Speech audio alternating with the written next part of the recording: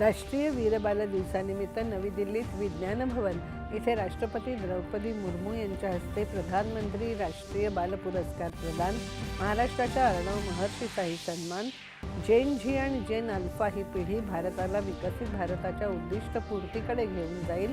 वीरबाल दिवसानिमित्त कार्यक्रमात पंतप्रधानांनी व्यक्त केला विश्वास. अल्पकालीन लोकप्रियतेच्या झगमगाटात न अडकता आणि यशाला स्वतःपुरतं मर्यादित न ठेवता तुमचं यश हे देशाचं यश बनायला हवं, पंतप्रधानांचं युवा वर्गाला आवाहन. NIA कडून आयोजित दहशतवाद विरोधी परिषदेचं केंद्रीय गृहमंत्र्यांच्या हस्ते उद्घाटन. दहशतवाद विरोधी कारवायांमध्ये योगदान देणाऱ्या 9 NIA कर्मचाऱ्यांना केलं सन्मानित. मनरेगा योजनेत पारदर्शकतेची आणि काळानुरूप बदलांची गरज होती, मात्र विरोधक नव्या कायद्यावर विनाकारण टीका करत असल्याचा केंद्रीय कृषी मंत्र्यांचा पलटवार. बांगलादेशात अल्पसंख्याकांवर विशेषतः हिंदूंवर होणारे अत्याचार निषेधार्ह हा गंभीर चिंतेचा विषय असून बांगलादेशातील स्थितीवर भारत बारकाईने लक्ष ठेवून परराष्ट्र मंत्रालय.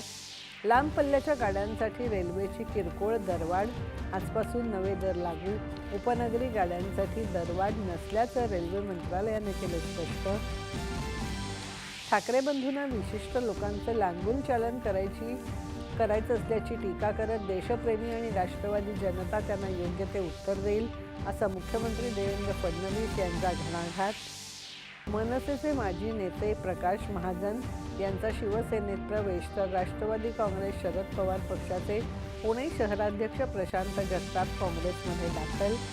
राज्यात सोयाबीन खरेदीला 31 जानेवारीपर्यंत मुदतवाढ. यावर्षी 19 लाख टन सोयाबीन खरेदीचं उद्दिष्ट, पणन मंत्री जयकुमार रावल यांची माहिती. आणि भारत आणि श्रीलंका महिला संघामधील T20 क्रिकेट मालिकेतील तिसऱ्या सामन्यात नाणेफेक जिंकून भारताचा प्रथम क्षेत्ररक्षणाचा निर्णय.